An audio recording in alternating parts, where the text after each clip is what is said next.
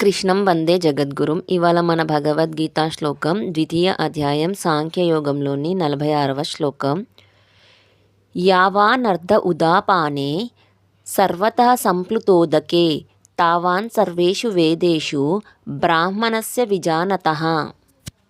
ఈ శ్లోకానికి అర్థం, అన్ని వైపులా జలములతో నిండియున్న మహాజలాశయము అందుబాటులో ఉన్న వారికి చిన్న చిన్న జలాశయముల వలన ఎంత ప్రయోజనమో, పరమాత్మ ప్రాప్తినందు పరమానందమును అనుభవించు బ్రహ్మజ్ఞానికి వేదముల వలన అంతయే ప్రయోజనము. To one who has access to a great reservoir filled with water on all sides, how much benefit do small reservoirs bring? To one who has attained the supreme soul and enjoys supreme bliss, the Vedas bring just as much benefit. మనమందరం భగవద్గీతను చదివి విని జ్ఞానాన్ని పెంచుకొని ధర్మాన్ని కాపాడుకుందాం. ధర్మో రక్షతి రక్షితః.